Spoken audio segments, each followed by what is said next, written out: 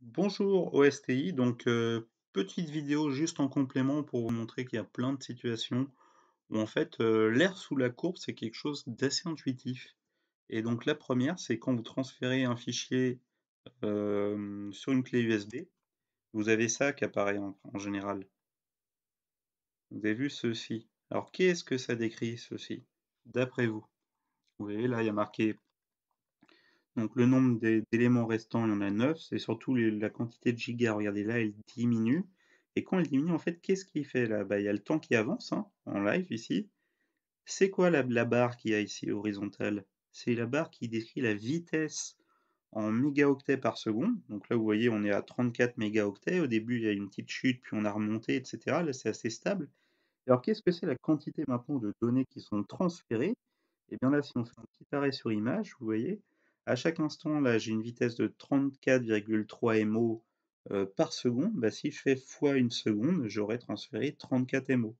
Et ça correspondra à quoi? Ça correspondra à la hauteur, ici, fois le temps qui va défiler en une seconde.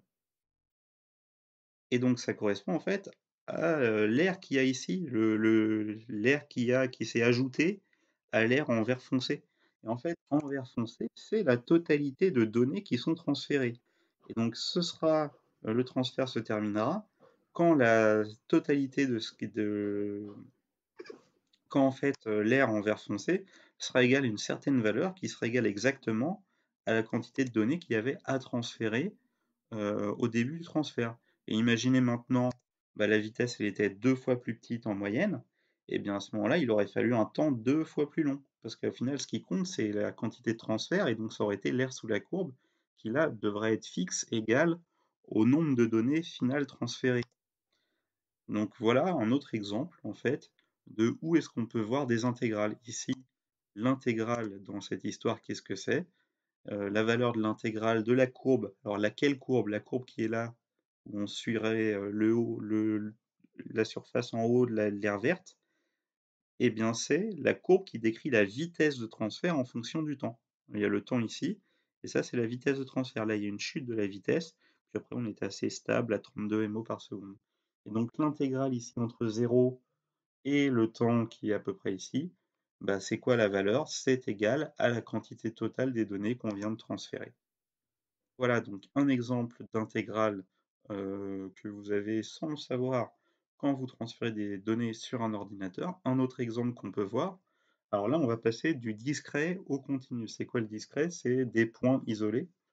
Donc ici regardez, il y a le salaire net annuel médian depuis 1995 jusqu'en 2015. Net annuel médian, net ça veut dire on a enlevé les impôts, annuel c'est par an, médian ça veut dire en fait la moitié de la population gagnait moins que ceux-ci et la moitié gagnait plus. Et donc voilà l'évolution du salaire net médian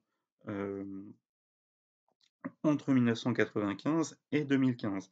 Et la question qu'on peut se poser, c'est, eh bien maintenant, un habitant français médian, qu'on définirait comme quelqu'un qui a gagné le salaire médian, qui gagne le salaire médian, eh bien, combien il va avoir gagné entre 1995 et 2015? Alors, ces données-là, elles sont disponibles. Donc, quand on clique, ça nous affiche des tableaux comme ceci. Donc là, on peut récupérer le tableau. Alors, le tableau en soi, c'était les données. L'image, c'était... Alors, je ne sais pas pourquoi c'est pas les mêmes. Parce que là, on démarre à 14 000. Alors, on va prendre ces données-là. Les données, en fait, c'est le salaire médian. Ah, c'est parce que... Non, enfin, on va prendre le salaire médian net, c'était peut-être en fait les femmes, 15 000, c'est ça devait être le salaire, bah non, on serait plus par là. Bon alors je sais pas tout à fait pourquoi c'est pas la même courbe. C'est pas grave, nous on va prendre une courbe, on va tracer la courbe avec ces données-ci, entre donc 1700, 17 928, donc le salaire médian net en 1995 jusqu'en 2015 où c'est 26 000. Et donc ici, on va du coup tracer alors les données, on peut les copier-coller et les importer sous GeoGebra, on les a ici du coup. Et ensuite on peut en faire un tableau. Alors plutôt que marquer 1995 jusqu'en 2015, moi j'ai dit en 1995 c'est l'année 0, donc notre personne a gagné ceci. Ensuite, il a gagné ça, et cetera, et cetera, et cetera. Voilà tout ce qu'il a gagné par an, entre la première année ici, l'année 0 et l'année 20. Et donc comment on pourrait, ici simplement calculer la quantité d'argent totale qu'a gagné notre habitant français médian entre l'année 0 et l'année 20? Eh bien, ce serait tout simplement, on ajoute, on fait la somme, on fait ceci, on fait là les 17 900 plus ça, plus ça, plus ça, et cetera. Donc en fait, on pourrait dire, on fait la somme. Alors je ne sais pas si GeoGebra il aime bien la somme, le mot somme, donc B1, 2 points, B20. Est-ce qu'il va aimer ça? J'ai l'impression qu'il a bien aimé.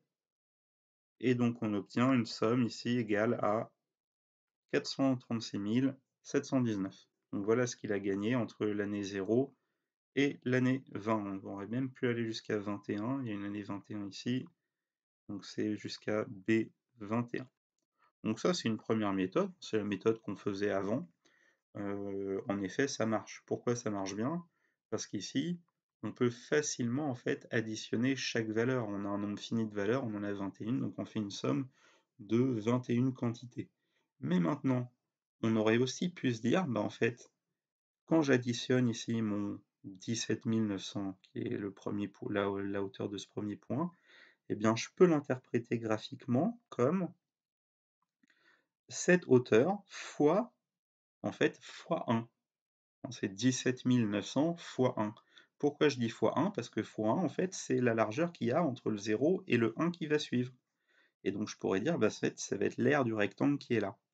Et alors si on se dit, en fait, à chaque fois j'ajoute les aires de rectangle comme ça, ici je vais faire une aire de rectangle de hauteur, alors du coup 18 019 pour l'année 1, donc on est à 18 019 en hauteur, 1 pour la largeur, ce sera entre 1 et 2, ça va faire fois 1, et bien en fait comme ça on pourra dire la quantité qu'on a fait, somme, etc., où on a trouvé du coup le 463 353, on pourra la réinterpréter comme la somme de tous les rectangles qui vont être ici, un par un, situés sous la courbe. Donc si on les trace, les rectangles, ils apparaissent ici.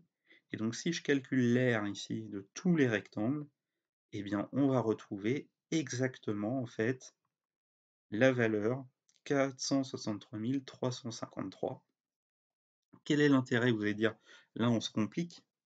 Eh bien l'intérêt, c'est que si on a maintenant des valeurs non pas discrètes, en fait isolées, où on peut les compter une par une, là j'en ai 20 valeurs, donc je peux facilement faire la somme.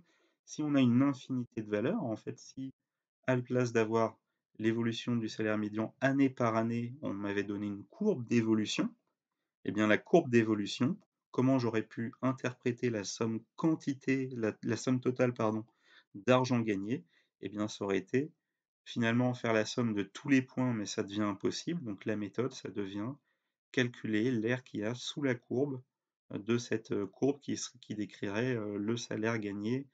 Mais alors du coup, c'est instant par instant. Et donc voilà comment on peut interpréter la notion d'intégrale à nouveau dans la vie de tous les jours. Elle peut s'interpréter comme ceci. Allez, fin de la vidéo, c'était deux petits exemples. Le but, c'était pas que ça dure trop longtemps, mais pour bien illustrer à quel point le concept d'intégrale, il est quand même, on va dire, il a une importance parce qu'il permet de donner du sens à de nombreuses données. Allez, fin de la vidéo et bon confinement à vous les STI 2D.